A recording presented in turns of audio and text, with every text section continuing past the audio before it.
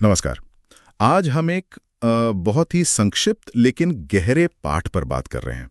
इसे कुछ लोग 1 मिनट की हनुमान चालीसा भी कहते हैं। हाँ, हमारे पास इसके कुछ खास अंश हैं। ये अंश असल में संकट मोचन हनुमान जी की कुछ चुनी हुई बहुत ही महत्वपूर्ण चौपाइयों पर आधारित है बिल्कुल। और ये उनके चरित्र के जो मुख्य पहलू हैं उनको सामने लाती जी। हैं। तो इस चर्चा का हमारा लक्ष्य ये समझना है कि ये चंद पंक्तियां कैसे सिर्फ 1 मिनट में हनुमान जी का जो सार है, उनका बल, उनकी बुद्धि और उनकी भक्ति, वो हम तक पहुंचाती हैं। हाँ, और स्रोत ये कहता है कि इसकी शुरुआत जय श्री राम से होती है। उद्देश्य भी स्पष्ट है, बल, बुद्धि, भक्ति देना। ये जानना जरूरी है, शुरुआत में ही उद्देश्य साफ कर देना। बिल्कुल। ये सिर्फ एक स्तुति नहीं रह जाती, फिर ये एक तरह से इन गुणों को अपने अंदर जगाने का एक आवाहन भी है। अच्छा, तो पहली चौपाई है जय हनुमान ज्ञान गुण सागर, जय कपि सत्यहु लोक उजागर। हनुमान जी को ज्ञान और गुणों का सागर कहना, ये सागर शब्द का इस्तेमाल, ये क्या दिखाता है? सिर्फ जानकारी नहीं, कुछ गहरा है। हाँ, बिल्कुल गहरा है। सागर इसलिए क्योंकि उनमें सिर्फ शास्त्रों का ज्ञान नहीं था, बल्कि विनम्रता, निष्ठा, सेवा, विवेक जैसे अनगिनत गुण थे, व्यवहारिक भी, आध्यात्मिक भी। अच्छा। ये ज्ञान सिर्फ किताबी नहीं था, जीवन में उतरा हुआ था और तिहूं लोक उजागर, उनकी कीर्ति तीनों लोकों में फैली, क्योंकि उनके काम ही ऐसे थे, निस्वार्थ। उनके कर्म। हाँ, उनकी अद्भुत शक्ति, उनकी अटल भक्ति, इसकी गूंज पृथ्वी तक ही नहीं, स्वर्ग और पाताल तक पहुंची। कर्म ही प्रसिद्धि का आधार बने। ये तो स्पष्ट है कि उनका प्रभाव कितना कितना ज्यादा था। अगली पंक्तियां उनके परिचय और शक्ति पर हैं। रामदूत अतुलित बल धामा, अंजनी पुत्र पवन सुत नामा। जी। यहाँ रामदूत तो उनकी भूमिका हो गई, अंजनी पुत्र पवन सुत उनके वंश और दिव्य उत्पत्ति की तरफ इशारा करते हैं। लेकिन ये अतुलित बल धामा, क्या ये सिर्फ शारीरिक शक्ति है या इसमें कुछ और भी है? देखिए, अतुलित बल का मतलब सिर्फ शारीरिक पराक्रम नहीं है। हाँ, वो बहुत बलशाली थे, इसमें कोई शक नहीं, लेकिन ये बल दिव्य था। दिव्य। हाँ, जिसकी कोई तुलना नहीं, कोई सीमा नहीं। इसमें उनका मानसिक बल, उनकी इच्छा शक्ति, उनका आध्यात्मिक तेज, वो सब शामिल है। अच्छा। और पवनसुत नाम तो उन्हें वायु की गति और असीम ऊर्जा से जोड़ता ही है, जो भौतिक सीमाओं से परे है।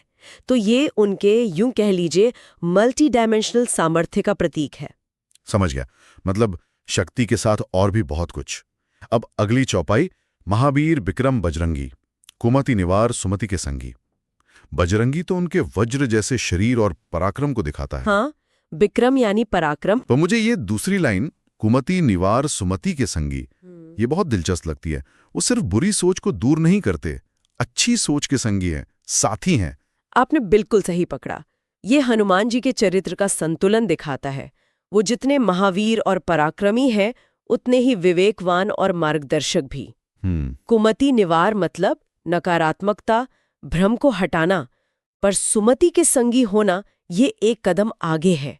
इसका मतलब है कि वो एक्टिवली सकारात्मक सोच, विवेक, सही रास्ते पर चलने में मदद करते हैं। एक दोस्त की तरह। हाँ, एक मित्र और गाइड की तरह। तो वो सिर्फ रक्षक नहीं, प्रेरक भी बन जाते हैं। प्रेरक भी अच्छा। अब उनके कुछ खास कामों का जिक्र आता है। भीम रूप धरी असुर सहारे, रामचंद्र के काज संवारे, लाए सजीवन लखन जी आए, श्री रघुबीर हर्षि उर लाए, राक्षसों का संहार, श्री राम के काम पूरे करना, संजीवनी लाना। ये सब उनके समर्थ को तो दिखाता ही है। बिल्कुल। पर वो आखिरी लाइन, श्री रघुबीर हर्षि उर लाए, ये बताती है कि इन सब कामों के पीछे की प्रेरणा क्या थी, है ना? निश्चित रूप से ये पंक्तियां उनके सेवा भाव, उनके समर्पण और उनकी क्षमता का अद्भुत संगम है। हर काम उन्होंने भगवान राम की खुशी के लिए, उनके उद्देश्य के लिए किया। हाँ। और लक्ष्मण जी के लिए संजीवनी लाना, वो तो उनके समर्पण की, उनकी निष्ठा की पराकाष्ठा थी। एक ऐसा काम जिसने श्री राम के मन को, उनके हृदय को बहुत खुशी और स्नेह से भर दिया। हर्षि उर लाए।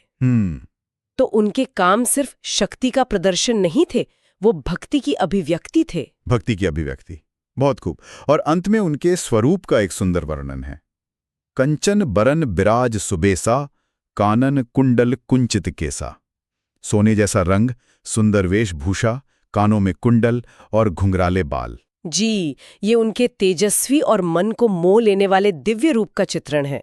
ये भक्तों के मन में उनकी एक पॉजिटिव और प्रेरणादायक छवि बनाता है।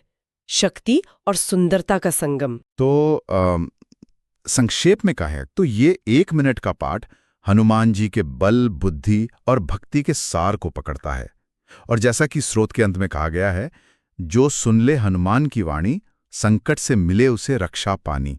हाँ, ये एक तरह का सुरक्षा कवच देने का वादा है। बिल्कुल। ये छोटा सा रूप एक शक्तिशाली मंत्र जैसा है जो एकदम फोकस्ड एनर्जी देता है। जय श्री हनुमान। जय श्री हनुमान। और यहाँ हम सुनने वालों के लिए एक विचार छोड़ते हैं। क्या भक्ति, शक्ति और ज्ञान का इतना गहरा सार सच में इतनी चंद पंक्तियों में समा सकता है? या फिर क्या ये संक्षिप्तता ही, ये छोटा होना ही इसे हमारी रोजमर्रा की भागदौड़ भरी जिंदगी में अपनाने के लिए ज्यादा आसान, ज्यादा प्रैक्टिकल और शायद इसीलिए ज्यादा शक्तिशाली बना देता है? सोचने वाली बात है।